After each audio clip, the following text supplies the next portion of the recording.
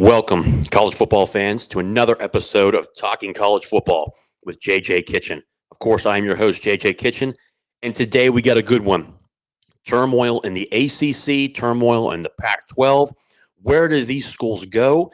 We're going to talk a little bit today about what's going on in the ACC and a little bit of the boat rocking right now. But I can tell you this: it's going to be a good one for everyone today. So, for starters, the ACC. Okay, we recently saw this week a really bombshell in sorts of Florida State creating a lot of thump, especially out in the media currently right now, talking about unequal revenue sharing, the ACC having issues in terms of, one, competing. We heard a little bit this week about how a prime example of the ACC currently right now with distributions all in, college football playoff, you name it, everything. The ACC is currently distributing roughly $43 million to each one of its schools. And when you look at the other schools in general, as of right now, you're going to have the Big Ten with their new contract coming up in the $70 million range, $75 million range, and potentially reaching $100 million within their deal, especially when USC and UCLA join on board. And then you're also going to have the SEC in the same range, really in that $65, $70 million range. And then the Big 12, their new contract is really putting them in a good position. Currently, nothing like what you're going to see in terms of what the SEC and the Big 10 are. There's a really big discrepancy there, but it looks like it can max out to really $50 million per school. So the ACC currently sitting fourth among the Power Five right now, with obviously the Pac-12 really falling apart at this point, with offers on the table between ESPN, Amazon, Apple. Currently, it looks like their best offer to this point is the offer from Apple, which is currently, it could be to potentially maxed out at $25 million per school. With distributions, obviously, that is a major fall off to where everything else is currently. And we're going to get into a little bit of that. But one of the things I wanted to talk about is you saw a lot this week. Well, the ACC and what is the conference going to do? There's a lot of rocking the boat right now. Florida State talking about that, like I talked about, but also too Clemson coming out and talking about unequal revenue sharing, and that, where they just truly believe there's a major issue in the conference where it's going to be tough to keep up, and you're really falling $30 million behind in terms of the Big Ten, and that just piles up year after year. Here's what I want to say about that. One, as of right now, as it stands today, for an ACC school to break the grant of rights and to go to another conference, even to consider it, it's a $120 million buyout. Guys, I got news for you. That is a major, major feat. Okay, and you need to give at least an 18-month discussion, where 18 months ahead of time telling the ACC they're going to leave, they're going to go to another conference. Well, in that 18-month span, you're really giving up your revenues, especially when you're in the ACC. You're giving up your distributions for that 18 months. And on top of that, you still have to pay the buyout along with that. The buyout will go down a little bit because of the distributions contributing to the potential buyout. But what you have to realize is that when you're looking at these conferences, the ACC is really in a good spot because of the grant of rights. Okay, even though right now, as it stands, you're going to have issues in terms of keeping up. We'll see what they do, and we'll talk about that a little bit later. But right now, guys, for me, Florida State and Clemson, one, they're right about getting more money. There's a very much conversation that needs to be had. We get the Big 12 that has no major teams in it currently, and as the way it's constructed, where Oklahoma and Texas leave, there are no blue bloods in the Big 12, and they're going to get $50 million in distributions to each school. You look at a team like, for instance, like UCF. UCF was in the group of five just a year ago. They're now going to join a Power 5 conference, get $50 million in distributions. That's more than Florida State and Miami, which is crazy to think about when you look at brands. Obviously in the ACC, Florida State and Miami are 10 times the better brand than what UCF currently is. And if you look at the actual construction of both conferences, you look at the ACC, there's a lot of brand love there. You got, the Florida States, the Miami, the Clemson, the Duke, UNC. You're looking at these potential schools, Virginia Tech, blue bloods that have been there in the conference, and then you have up and coming schools where you look at teams like like PITT, for instance, that is currently really rising. PITT obviously having a big year this year in basketball, another good year in football, 9 wins, 20 wins in 2 years. The previous year, obviously winning the ACC. Even Wake Forest being one of the smaller schools, they were in the ACC championship game a couple of years ago. So you're seeing the rise of some of these other schools, but the blue bloods that are there currently right now, they have a right to understand that there needs to be more money. Something needs to happen to be able to keep up with these other conferences. What I can say is this, they're just creating noise at this point. When I see, two schools like that going out, well, we're gonna continue to try to break the grant of rights. I mean, I'm pretty sure that really the majority of schools in the ACC were still considering that. At the same time, you're still going to have to pay $120 million. As a school is going to want to do that? My answer is no, they're not going to want to do that. And I recently saw some people talking about, well, what if they negotiate it down? ESPN's not going to allow them to negotiate it down. ESPN looks at an ACC, especially the ACC network, as a major value for ESPN. They're not just going to let a team walk out with paying less of what the deal currently is right now and thinking that you're just going to break the grant of rights and we're going to negotiate down to, let's say, 70 or 60%. That's not going to happen. On top of that, you have to look at in terms of, in terms of the Big 12. They really created a deal where they only paid out, I think it was roughly in the 60 to 70% range. But the difference is that the grant of rights for the ACC is ending in 2036.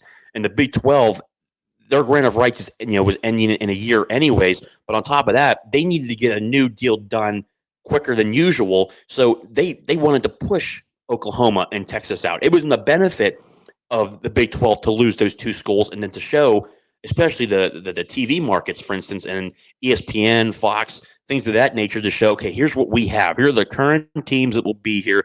Let's sit down and do a deal. And I think Yormark really did the right thing in that term where, you look at the Pac-12, they sat on, really sat on their hands, thought they could get a better deal, which was absolutely mind-blowing to me. Why the Pac-12 thought that their distributions were going to go up when your two powerhouses in that conference, especially in the LA market, left to go to the Big Ten. So honestly, I think it was really tough to beat the Big East from years ago about how badly the conference fell apart. The Pac-12 really kind of one-upped them. The way the Pac-12 has been constructed and what they're doing is absolutely insane. I think it's insanity, and they're in major trouble.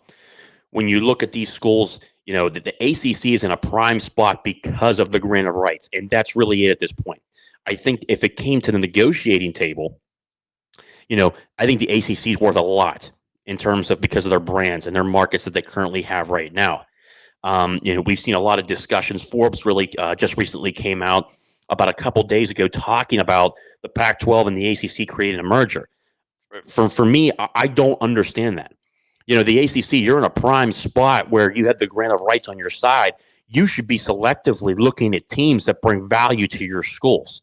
If you want to grab some of the teams in the Pac-12, don't grab all the schools because not all the schools are going to bring you value, and especially in the terms in the long run. If you want to go out in the Pac-12 and pick up schools, go look at the Arizona schools because of the Scottsdale Phoenix market. That's big. Get the Arizona State. I still think you grab Washington and Oregon. Those are two. Even with Oregon being in Eugene and people saying that the TV markets are not good, I agree with that. But you're still looking at the brand and the Phil Knight money. So that's another two schools right there. You have to realize that. And I still put, even though they were bad this year, we'll see where they go eventually to see what kind of market they bring. But Colorado, with the hiring of Deion Sanders, the guy's a marketing tool. And he just, wherever he goes, he creates money wherever he's at. So that's a school to think about as well. So, you're seeing all of these discussions and what's currently happening right now. The Florida State and Clemson are right. They should get more money. Okay, and I totally understand. For instance, Florida State, their athletic director came out recently in the last couple of days and talked about how they're generating 14% to the ACC in terms of revenue because of their brand, but they're only receiving 7% because of the equal distributions in the conference. I can totally understand them wanting more money. Personally, I actually do like that model. I think it's actually the right thing to do is to reward the teams that are currently doing the most and succeeding. When you look at teams, Florida State has talked a lot about, wanting to get more money and stuff like that, but their success has not been there. They finally had a good year this past year, getting to that threshold of 9, 10 wins. Had some good wins during the season. Obviously, their basketball team right now is struggling mightily. Miami tried to cause a little bit of a stir, but Miami's done nothing in the past decade. So no idea why they're even trying to talk. The one school that I really look at that is creating noise, that really deserves to make noise because they've been so consistent, is Clemson. Clemson continues to invest money into their programs, and you look at them in general as the standard of what they've done. The University of Pittsburgh is another school where they just recently put up a $240 million investment into the Olympic sports that they've done, creating a new arena, brand new facilities for all of those sports, especially in baseball, multiple different facilities. All in all, I think it's like $320 million, especially what they've done in the past couple of years, along with upgrading football consistently each and every year, which is total over $30 million. So, you really look at what they've done in terms of, okay, these are the schools that are really taking this seriously in terms of the conference realignment and the era that we're currently in. I truly believe when you look at these schools, they're creating a buzz in the media to get ESPN to start jumping and to start trying to do something in terms of getting more money. And I think it kind of tells you if you're really barking out loud like that, you're kind of telling everybody the truth, that the grant of rights is damn strong. Okay, and you currently don't want to break it. They're going to have attorneys every single day looking at it, trying to find a loophole, and they may find a loophole. But I got news for you. That's for them to come out in the public like that and just kind of like attack ESPN, attack the conference, saying something needs to change. That tells me that the grant of rights is strong. Okay, and I think that the ACC, what they need to do is add more teams. Obviously the big fish that's currently out there and the team that's been talked about a lot because of the conference realignment, the college football playoff that's currently going to be coming, and then next year is Notre Dame. Notre Dame currently, obviously, they are in, they're the independents. They're independent in the football team. They got an NBC deal that gets them $15 million a year just in football revenue from NBC, and then they get the revenue from the ACC because of the Olympic sports. The thing people need to realize is that in this new college football playoff format, especially if the 5 power conferences stay together, those 5, along with the group of 5 score, are the top 6 seeds. And then you have your at-large bids. Well, if Notre Dame is not in a conference, the highest seed that they can be is a 7th seed. So in terms of, where do people stand, Notre Dame is, it's different 10 years ago. It really didn't matter if they were in a conference or not. I think that there's starting to become a discussion because now the ACC is talking about unequal revenue sharing. If we bring this school in, if you bring Notre Dame into the ACC along with a couple Pac-12 schools that bring that value, you're going to see a revenue change, especially, is where you're not breaking the grant of rights. It's been a conversation as well, and that was talked about between Forbes and Sports Illustrated, talking about how if you bring on teams, you're still not breaking the grant of rights. The grant of rights still keeps it till 2036, but you're allowed to have a renegotiation of distributions to each team. Now, when you have a renegotiation of distributions, one of the things you have to look at is, okay, so each school would get this. So maybe, currently right now they're at 43 million, roughly 44 million per school. If you look at it, maybe, between those teams that you add, let's just throw out a number and say, look, those schools will get you to $60 million because of the values and the brands that you have there. So let's say 60, maybe even 65 million. What happens then is you get 65 million per school. But if you do an equal revenue sharing, you're looking at Notre Dame, Clemson, the teams that are doing good in the conference. If, let's say even smaller schools, let's say Wake Forest has a great year, or Pitt continues to do what they're doing, they're going to be able to jump aboard and say, hey, if it's unequal revenue sharing, here's what happens. You're able to get more money.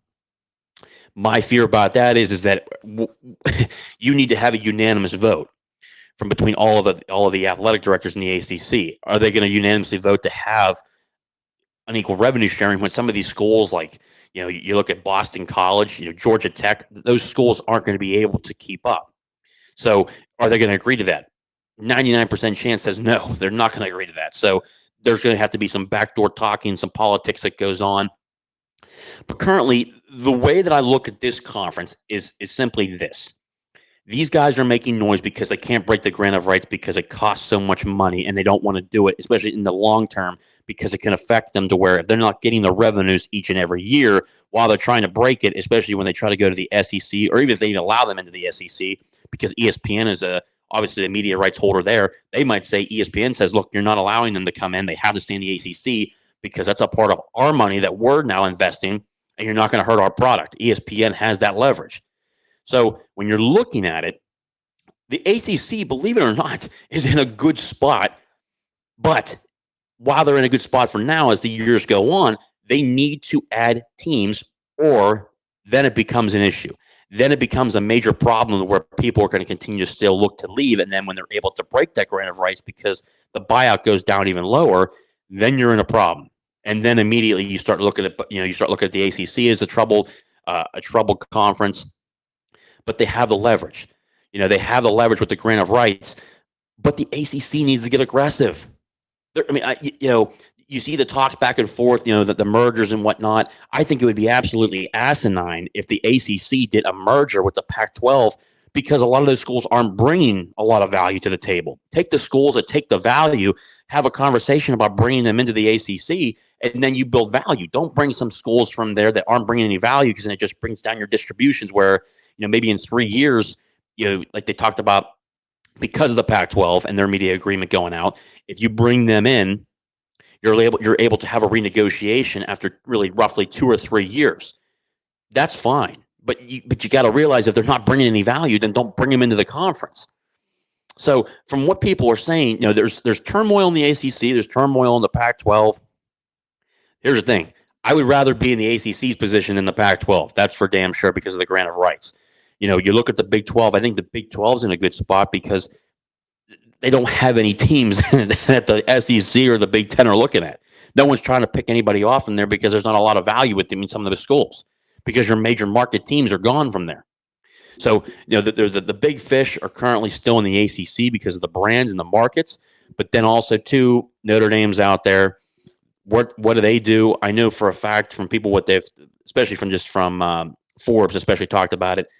If they had to join a conference, which would be just it's rough to even talk about because of the tradition, Notre Dame would obviously rather join the ACC because of their traditional rivals through there.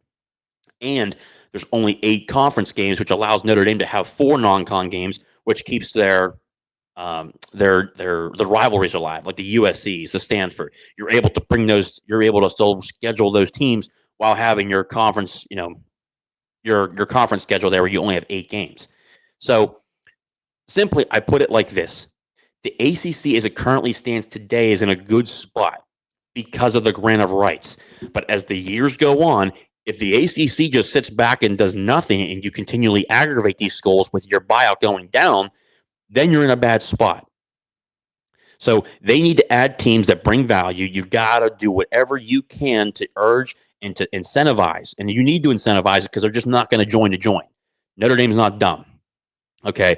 Now, it kind of shows that they're lacking in money when recently they talked about hiring an offensive coordinator. They struck out 3 or 4 different times, especially with Ludwig from Utah. They couldn't even pay his buyout from Utah, which Ludwig would have been a great hire there. But instead, Notre Dame promotes Gerard Parker, the tight ends coach, to offensive coordinator. It's not exactly a great hire for Notre Dame. It's kind of like your fallback option instead of being able to go out there and be who Notre Dame should be, and that's buying out whoever the hell they want because it's Notre Dame. So a lot of moving parts right now. We're still learning, especially what's going on, and there's plenty of stuff that we don't know what's going on behind the scenes. But the ACC is in a good spot right now. They got to make some moves, or they're going to be in trouble. They got to add the correct teams to build that value. It's that simple. Because if they don't, then the problems will come down the road in years because of where they're at in the grant of rights. So we'll see, and we'll continue to monitor. But I'm telling you this, Florida State and Clemson are creating noise because they know the grant of rights is strong as hell. It's that simple. So Thank you guys again for joining the show. As always, please like and subscribe to the video. Give me your thoughts in the comments. Does the ACC, are they in a good spot? Are they in a bad spot? Do you think some of these teams leave? Let me know. Give me your thoughts in the bottom. ACC fans, as always, thank you guys for supporting. Pac-12, it is written, especially in the last video. Thank you guys for supporting, along with the Big 12, Big 10, and SEC schools as well. Let me know in the comments. Again, subscribe, like, comment. Let me hear your thoughts. As always and forever, let's go ACC, but also hail to PITT. I'll see you guys.